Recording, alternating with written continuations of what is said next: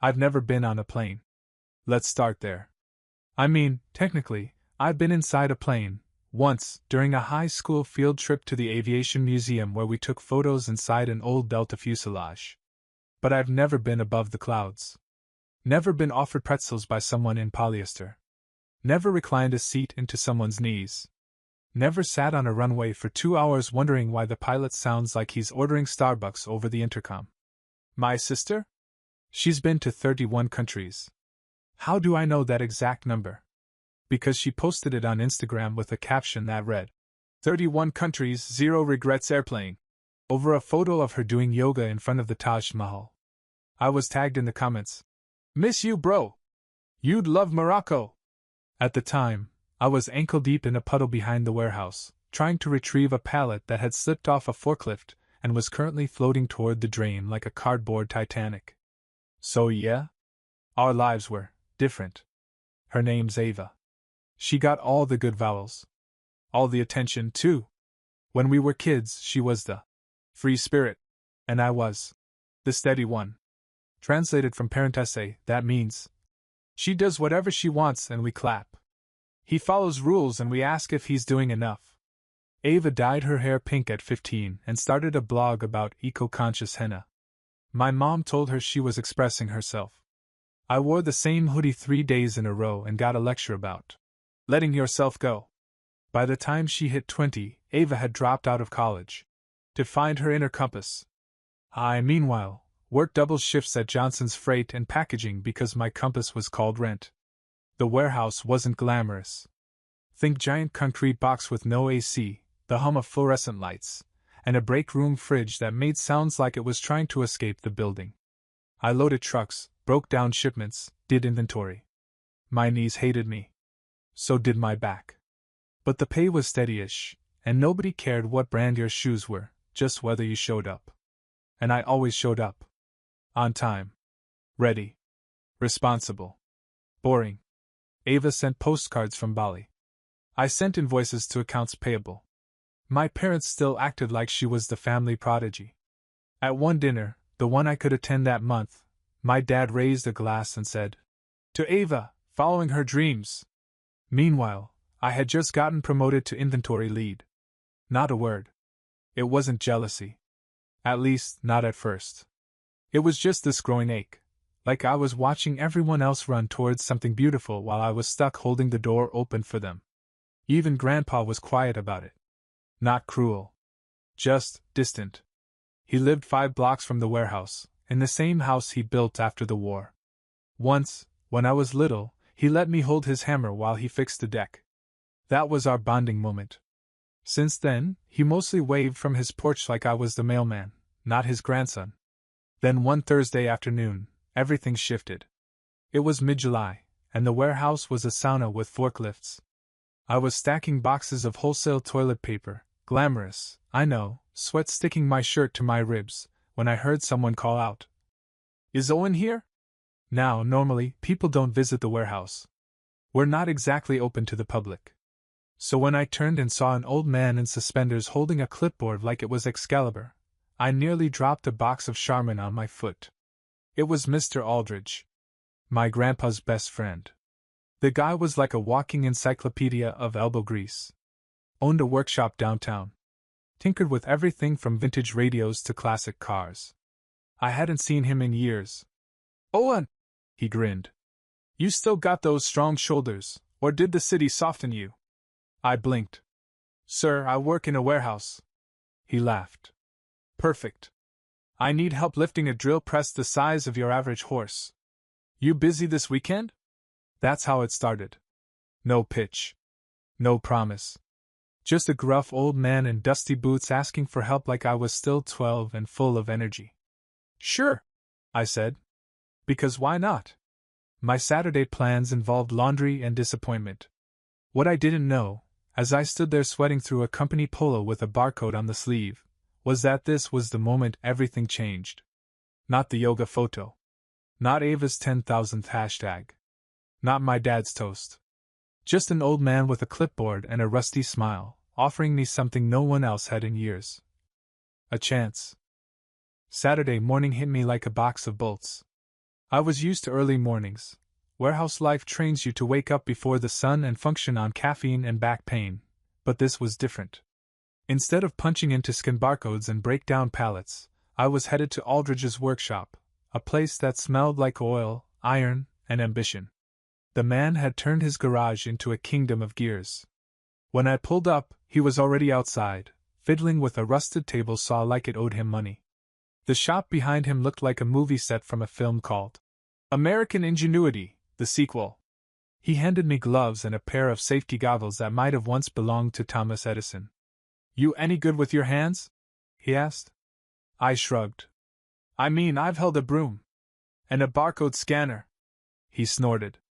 "That'll do." We started with the drill press. The thing was ancient, probably older than both of us combined, and built like it was meant to survive a nuclear blast. We hoisted it up, adjusted belts, tightened bolts. I didn't understand half of what he was saying, but I listened closely. I'd been starved of mentorship so long, even machine noise felt like conversation. "Ever use a lathe?" he asked halfway through. "Not unless it's hidden inside a shipping pallet." "Perfect. Time to learn." That's how it went for hours. No small talk. No family gossip. Just lessons, movements, instructions, some barked, some muttered. And me, trying not to mess it up. By lunch, my forearms were sore and my brain was rebooting every 5 minutes. But I felt something. Not inspired, that's too clean. More like the sense that, for once, someone was showing me how to build, not just lift. We sat on milk crates eating egg salad sandwiches from a cooler that probably predated Google. Mr. Aldridge sipped sweet tea from a thermos and finally looked at me without squinting. "You're better at this than you think," he said. I blinked. "At breaking bolts?" "At paying attention," he said. "You listen like someone who's had to figure things out the hard way." I didn't know how to respond, so I just nodded and chewed. That's when he asked it. "You working tomorrow?" "Sunday?" I said. "Nah. Warehouse is closed." "You are now," he said. "You're working here." I almost choked on a piece of sandwich. "Wait, like, seriously?" "Seriously," he said. "I need help. And you need out of that place before your spine turns into a corkscrew." I wasn't sure if I should laugh or cry. No interview. No resume. Just trust. It felt fake. Like a prank show. But when I showed up the next day, and the day after that, it was real. He paid in cash at first. Modest. But honest. And more importantly, he taught. Welding. Milling. Sandblasting. Custom fabrication. Stuff I didn't even know existed outside YouTube tutorials. Every time I thought, I'm probably gonna break this, he'd just grunt, hand me a wrench, and say, "Then fix it." It wasn't long before I started asking questions. What's this lever do? Why is that tool different? Can I try cutting that angle? He never laughed at me. Never rolled his eyes. Just explained.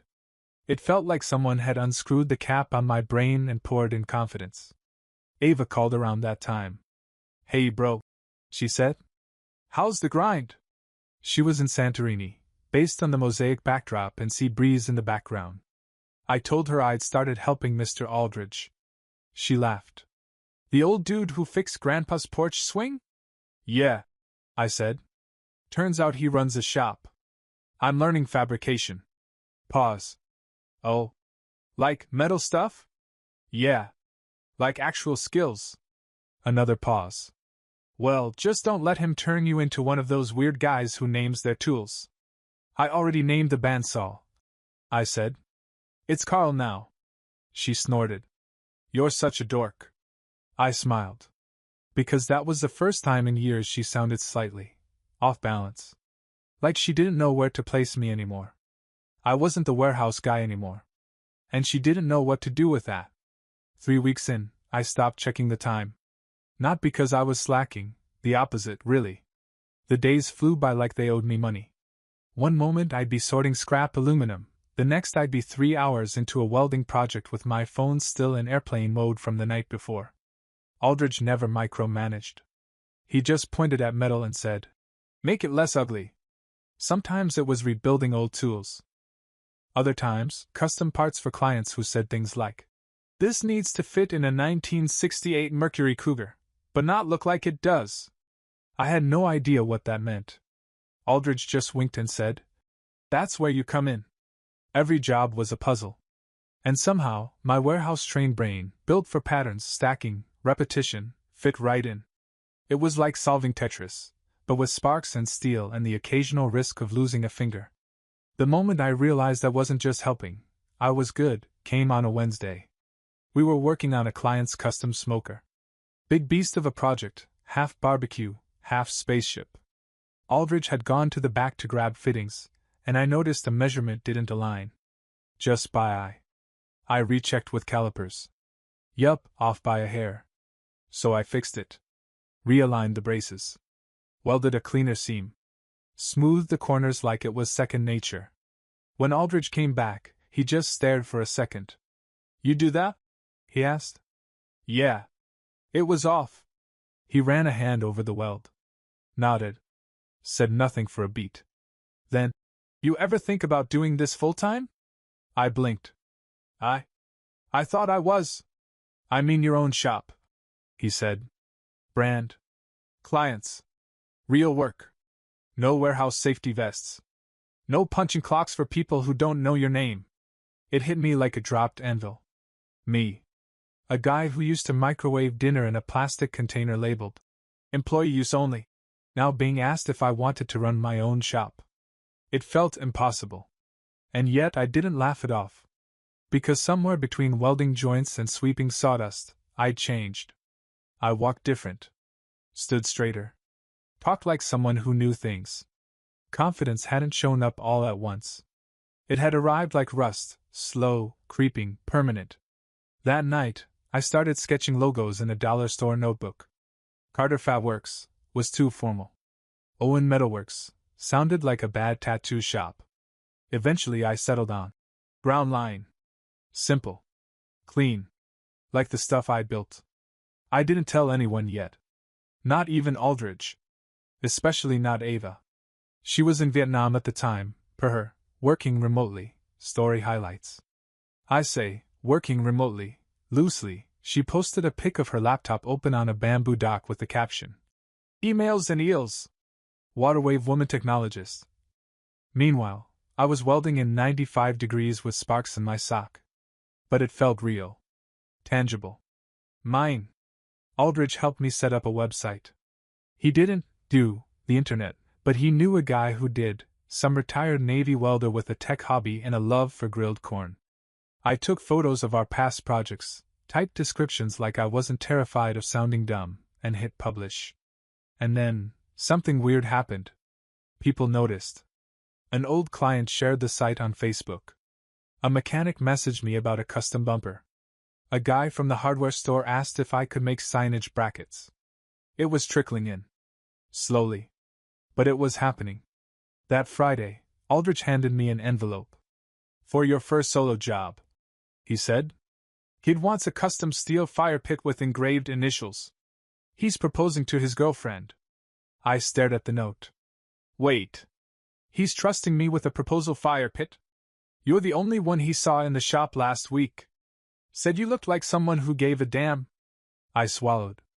Then got to work. 2 days later, I delivered a 32-inch round pit with hand-cut lettering, star patterns, and a brushed steel finish that took 3 hours of sanding and my favorite flannel sleeve. The client cried. Legit cried. Then paid me double the quote. I called Aldridge that night. He didn't pick up. Instead, I found a note taped to the shop door the next morning. "Gone fishin'. Not a metaphor. You've got the keys now. Don't screw it up." I didn't know whether to laugh or cry. So I did both. Then unlocked the shop. And started designing the business card I didn't think I'd ever need. When Ava finally flew home, she brought souvenirs, a tan, and a brand new accent that sounded vaguely European but changed depending on who she was talking to. "It's been transformative," she told our parents, holding a cup of imported tea like it was holy water. "I've just grown, you know." She wore flowy linen pants, posted yoga poses at the park, and introduced herself to waiters with Namaste. She'd become the spiritual aunt in a Hallmark movie, the one who returns home just in time for the Christmas bake-off and a surprise proposal. I came home that same weekend. Not from Greece, but from a meeting with a guy who wanted a custom-welded bike rack for his coffee shop. We discussed metal thickness while standing in the back alley next to a dumpster and an aggressive crow. When I walked into the house for Sunday dinner, I didn't expect confetti. But I also didn't expect to be ignored like a couch cushion. Mom hugged Ava like she'd returned from war. Dad opened a bottle of wine. I got a, "Hey, bud," from the kitchen and a nod toward the folding chairs. "So what are you up to these days?" Ava asked between bites of imported olives. I paused. "Actually, I've been running a metal shop downtown. Kind of fell into it, but it's doing well." "Oh, wow," she said, blinking. "Like art?" "Like fabrication," I said. "Custom work. Welding. Builds. Got a few regular clients." "That's cute." There it was. The dagger in a sweater. Cute, in Ava's speak, meant not threatening. Like a lemonade stand or a hamster with a business license. Dad chimed in. "Still at that old workshop with Mr. Aldrich?" "Actually, I'm running it now," I said. "Took over the business. Changed the name. We've got a new brand, website, steady flow of jobs." He blinked. "You? Running the shop?" "Yeah. Got 5 jobs booked this month. Might need part-time help soon." There was a pause. The kind where everyone pretends they're chewing but really they're recalibrating their expectations. Then Ava laughed, a tight, polite laugh, and raised her glass. "To Olin! Doing metal things!" I clinked out of obligation, not celebration. The rest of dinner blurred. Ava talked about a wellness retreat in Portugal. I talked about sourcing steel from a guy who only communicates via emoji. She brought out a slideshow on her iPad. I showed them a photo of a fire pit. They awed hers. They squinted at mine like it was a medical scan. Later that night, as I was heading out, Ava cornered me at the door. "Hey," she said. "Just between us, you're really doing this shop thing?" "Yup." "With like real clients?" "Yup." "And money?" "That's usually how it works, yeah?" She chewed her lip. "Well, I've actually been thinking about staying here for a while. Just to, reset." "Okay. And maybe get into something creative. Something grounded. Something like what you're doing." I raised an eyebrow. "You want to weld?" She laughed. "God, no. But maybe help you run the business side. I took a branding course in Bali. I know about market presence." "Market presence?" "Yeah. You could use a touch of femininity. A vibe. Your logo looks like a Transformers reboot." I stared at her. "Are you asking for a job?" "No," she said quickly. "Just suggesting a partnership. I could help." "You could let me help for money?" She shrugged. "Just enough to live. And maybe a workspace? With air conditioning? And maybe we could do an Instagram collab?" The nerve. I almost laughed. But I didn't. Not yet. Instead, I nodded slowly. "Tell you what," I said. "Send me your resume." She blinked. "My what?" "Your resume," I said. "With skills. Experience. References. Standard stuff." "You're serious?" "Dead serious." She scoffed. "Wow. So this is who you are now?" "No," I said. "This is who I've always been. You just never looked past the barcode." Then I left. Went back to the shop. Carl, the bandsaw, was waiting. It took her 3 days to email the resume. Technically, it was a Canva graphic titled Ava's Vibe Deck Sparkles. It featured pastel gradients, a list of core competencies that included visual alchemy and crisis softening, and 3 testimonials, 2 of which were Instagram comments, and 1 from a guy named Brad X, but still supportive. I didn't respond. She showed up in person the next morning, wearing platform heels, gold hoop earrings, and a white jumpsuit, to a metal shop.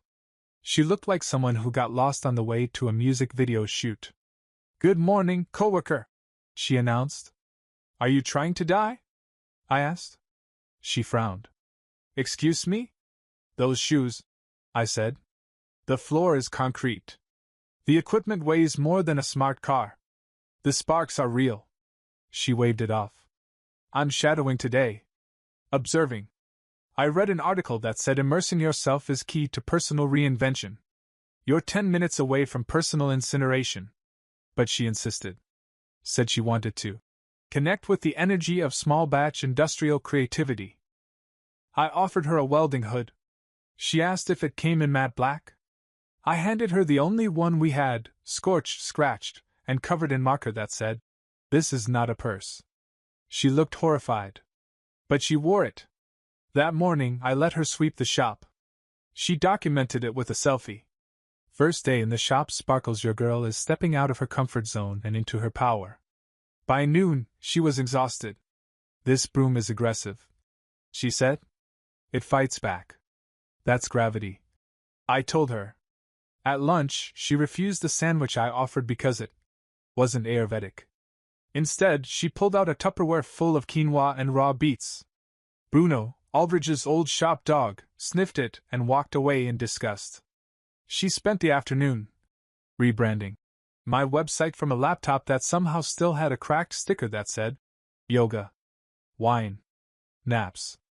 Her revisions included changing the font to something she called rustic minimalist, and replacing the word welding with artisan flame crafting.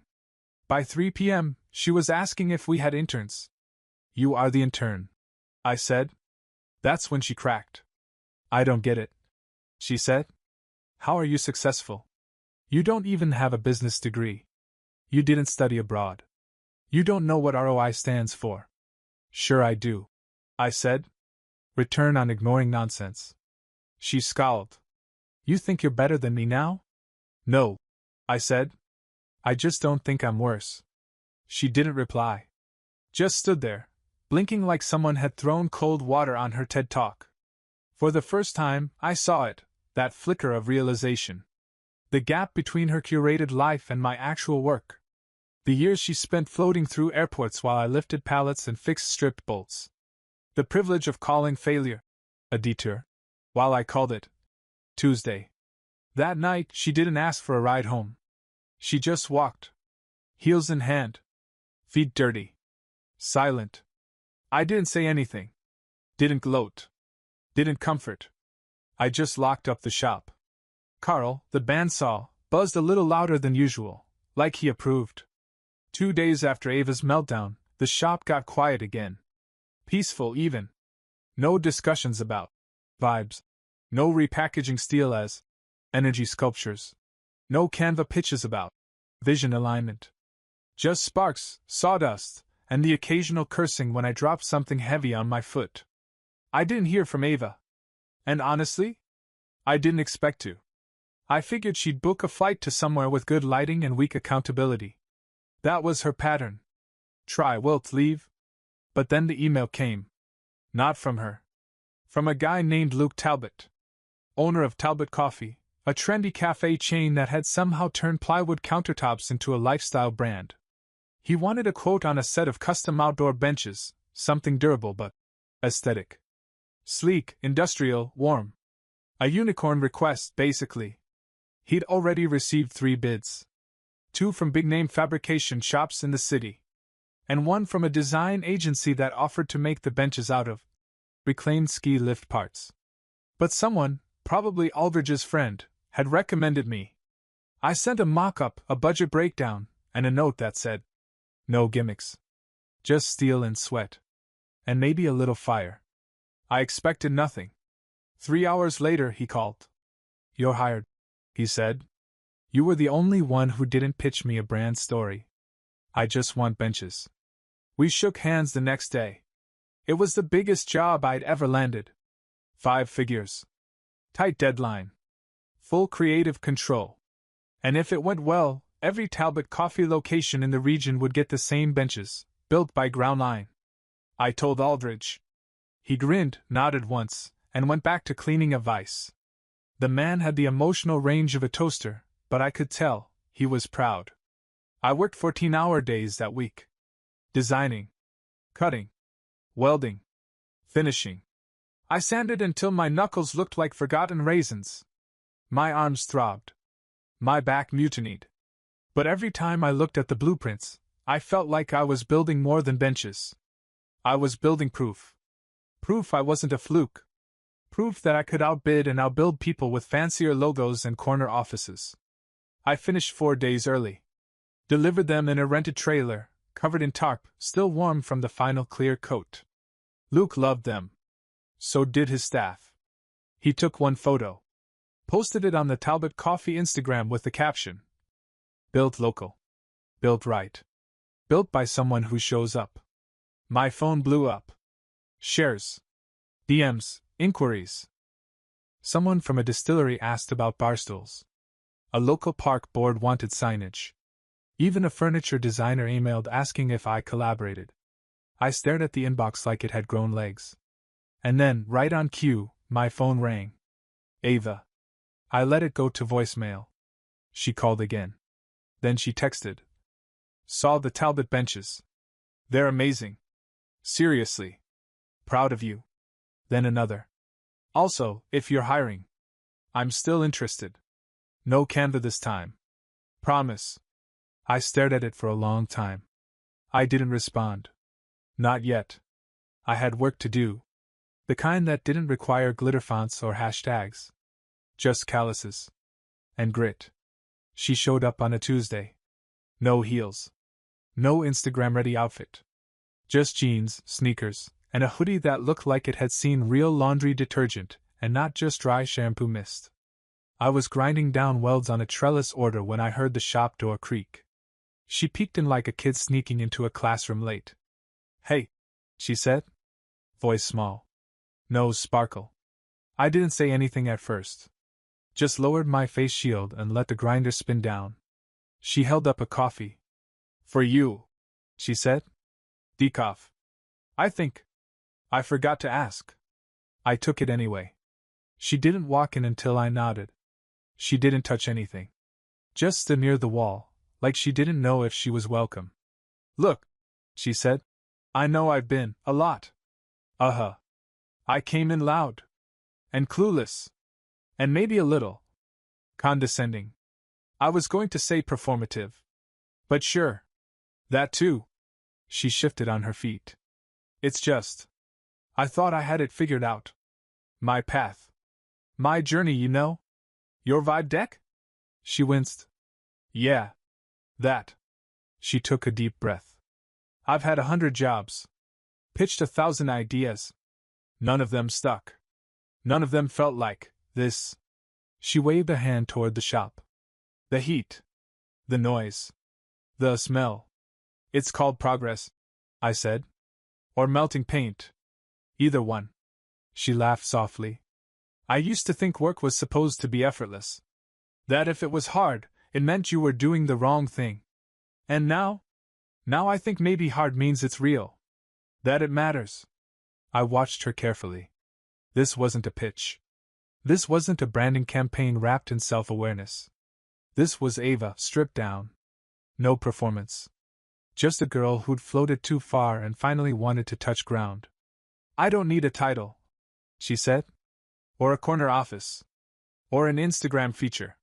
Good, I said. We don't have corners. Just steel racks and Bruno's dog bed. She smiled. Let me help. However you'll let me. I didn't answer right away. Because I wasn't sure what she was asking for, a job, a chance, or something older. Something we'd both left behind when she boarded her first plane and I clocked into my first graveyard shift. So I gave her the smallest job I had. Cataloging scrap. Dirty, boring, blister-inducing. She didn't flinch. Didn't complain. Didn't Instagram it. She just nodded and got to work. And when I peeked over an hour later, she was elbow-deep in copper coils, humming a song I didn't recognize, face smudged with dust and focus. And I thought, maybe this isn't about redemption. Maybe it's just about rebuilding. Not our careers. Our us. A few weeks passed. Ava didn't quit. Didn't ghost. Didn't turn the shop into a boho industrial Pinterest board. She showed up early. Stayed late. Swept without being asked.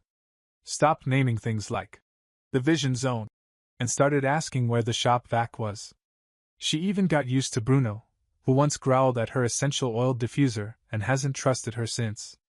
We didn't talk about the past much. There was no dramatic heart-to-heart. No remember when moment under a workbench spotlight. Just slow recalibration. Like two magnets learning how to line up after years of spinning the wrong way. One Thursday, after we loaded a trailer full of planter stands for a landscaping company, she turned to me and said, "You know what the difference is between this and all the stuff I used to do?" I wiped sweat from my eyes. "Less coconut milk?" She laughed. "That, and this feels earned. It hurts, but in a good way." I nodded. "That's the metal in your lungs talking." She flicked a nut at me. That weekend, Mom invited us both over for dinner. We hadn't done that in months. I almost didn't go. I expected the same awkward toasts and questions about whether Ava had found her next destination. But when we arrived, something weird happened. Dad asked about my business. Mom said the benches at Talbot Coffee were very modern, which, in her world, is basically a 5-star review. And Ava? She let me talk. She didn't interrupt. Didn't add buzzwords. Didn't correct my phrasing. She just passed me the salt. And smiled. That night I got a text from her. "Thanks for letting me come back." I stared at it a long time. We weren't fixed. We weren't suddenly siblings of the year. But something had shifted. And not the kind of shift you post about. It was small. Quiet. But permanent. The next morning, I opened the shop early. We had a custom staircase frame to finish. Bruno stretched out on a pile of rags. Ava walked in 5 minutes later with 2 coffees and a bucket of bolts. "You ready?" she asked. I nodded. "Let's get to it." She paused. "Owen?" "Yeah?" She smirked. "Can I pitch one idea?" I groaned. "If it involves rustic font, I swear." She pulled out a notebook. Sketched a new logo. Simple. Clean. Ground line, welded into a rising sun. It wasn't bad. It wasn't glitter. It was us. I nodded.